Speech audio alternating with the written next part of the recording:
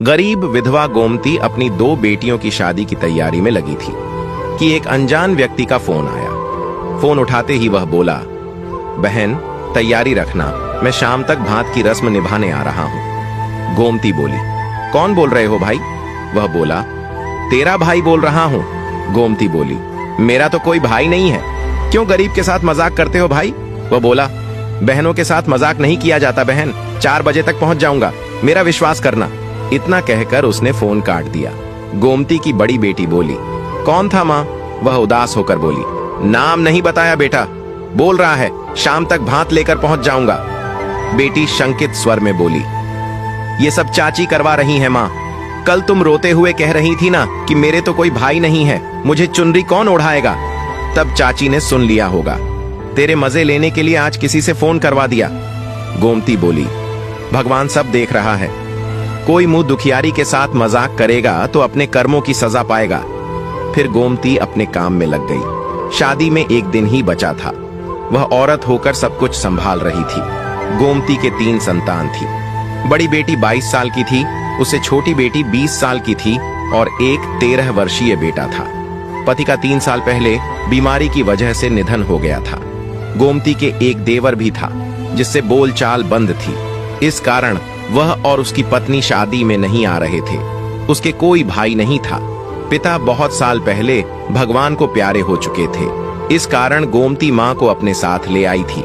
माँ ही नहीं, गोमती की बूढ़ी सास भी उसी के साथ रहती थी। वह जैसे तैसे मजदूरी करके 3 बच्चों और 2 बूढ़ी औरतों का भरण पोषण कर रही थी। जमाने की बुरी नजरों के डर से वह जल्दी से जल्दी दोनों बेटियों का ब्याह कर देना चाहती थी। शादी में एक दिन बचा था कि अचानक उस अजनबी का फोन आ गया कि वह भात की रस्म निभाने आ रहा है। उस अजनबी की आवाज सुनकर पता नहीं क्यों गोमती का दिल कह रहा था कि वह आएगा, वह जरूर आएगा। गोमती की आर्थिक हालत ऐसी थी कि वह छोटा सा टेंट भी अफोर्ड नहीं कर सकती थी। आने वाले अजनबी भाई के स्वागत की क्या तैयारी करती? बचपन से लेकर अब तक एक कमी उसे हमेशा रुलाती थी कि उसके कोई भाई नहीं है। बच्चों की शादी के समय तो ये कमी शूल बनकर चुभने लगी थी।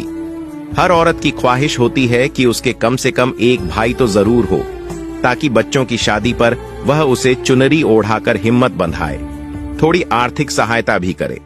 शाम के 4 बजने वाले थे। विश्वास न होते हुए भी गोमती और उसके बच्चों की नजर घर के मुख्य द्वार पर टिकी थी कि शायद वह फोन सच हो और वह अजनबी भात लेकर आ जाए। जैसे ही 4 बजे एक चमचमाती लग्जरी कार उसके घर के गेट के आगे आकर रुकी। फिर दूसरी गाड़ी आई, फिर तीसरी, फिर देखते ही देखते गाड़ियों की लाइन लग गई। 50 गाड़ियां एक साथ आने से गांव की गलियां गाड़ियों से भर गईं।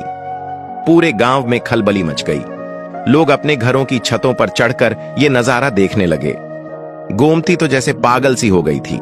सोच रही थी ये कैसा भाई है, ये तो पूरी फौज लेकर आ गया, इतने लोगों को कहां बैठाऊंगी? उसने बेटे को कहा, जल्दी पूरे मोहल्ले में बुलावा दे आ, बोलना मेरी माँ का भाई भात लेकर आया है। वह भागकर अंदर गई और भाई के तिलक और आरती के लिए थाली तैयार करने लगी। धीरे धीरे गाड़ियों से उतरकर भांति गोमती के घर के गेट के आगे इकट्ठे होने लगे। सभी वीआईपी लोग लग रहे थे। मोहल्ले की औरतें दौड़ दौड़कर गोमती के घर आ रही थीं। आते ही पूछती, बहन ये अमीर भाई कहाँ छुपा रखा था? कौन है ये? कहाँ रहता है? पहले कभी बताया नहीं तुमने? गोमती बेचारी क्या जवाब देती? उसे तो खुद ही नहीं पता था कि ये भाई है कौन। गोमती के सैकड़ों भाइयों ने पानी भी नहीं पिया था, सीधे भात भरने लगे थे। सबसे पहले जो व्यक्ति आया वह तिलक निकलवाते वक्त बोला, बहन पहचाना क्या? गोमती ने ना में गर्दन हिलाई। तब वह बोला, बचपन के दिन याद करो, जब एक 7 साल का बच्चा हमारे गांव के जोहड़ में डूब रहा था, तब तुमने अपनी जान पर खेलकर उसकी जान बचाई थी। मैं वही हूं। गोमती बोली, कैलाश हो? मगर तुम लोग तो किसी शहर में जाकर बस गए थे। वह मुस्कुराते हुए बोला, हां बहन, शहर जाने के बाद पिताजी का धंधा चल निकला, फिर हम लोग गांव लौटकर वापस नहीं आए। मैं तो सब कुछ भूल चुका था, मगर पिछले महीने पापा ने याद दिलाया कि एक लड़की का बहुत बड़ा आभार है तुम पर, वो जरूर उतारना। तब मैंने अपना एक आदमी भेजकर तुम्हारा पता लगवाया। उसने बताया कि तुमने इस तारीख को बेटियों की शादी तय कर रखी है। इसलिए मैंने सोचा भांजियों की शादी पर भात भर देता हूं। देखो, मैं वक्त पर आ गया। फिर कैलाश ने एक महंगी चुनरी गोमती को ओढ़ाई और एक नोटों से भरा सूटकेस बहन की झोली में रख दिया, जिसमें 50 लाख रुपए थे। उसके साथ आए सैकड़ों लोगों ने भी उसे चुनरी ओढ़ाई और थाली में नोटों की गड्डियां रखते गए। अचानक एक गरीब औरत के घर पैसों की बरसात हो गई थी। जो भी देख रहा था सदमे में आ गया। एक विधवा जो बेटियों की शादी का खर्च उठाने के काबिल भी नहीं थी, उसके इतने सारे करोड़पति भाई आ गए। भाई न होने के कारण वह एक चुनरी को तरस रही थी, मगर उसके भाइयों ने तो उसे सैकड़ों चुनरियां ओढ़ा दी थीं। गोमती पगलाई सी रोते रोते भाइयों का तिलक करती रही थी। गोमती को रोते देखकर पास खड़ी महिलाओं के भी आंसू निकल रहे थे। अभी भात की रस्म पूरी ही हुई थी कि एक ट्रक आया, जिसमें दहेज का सामान भरा पड़ा था। सारा सामान गोमती के घर में उतार दिया गया।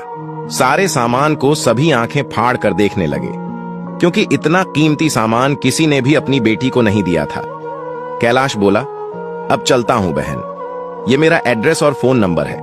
अगली शादी में भात का न्योता देने आना, तभी आऊंगा। उसके बाद गोमती ने ठाट बांट से बेटियों की शादी की। बचे हुए पैसों से सुंदर सा घर बनाया। फिर भी बहुत सारा पैसा बच गया था। जीवन में किया गया एक निस्वार्थ कर्म गोमती की जिंदगी बदल गया था।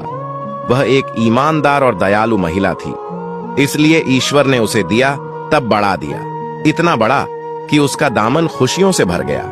वीडियो कैसी लगी कमेंट्स जरूर कीजिएगा।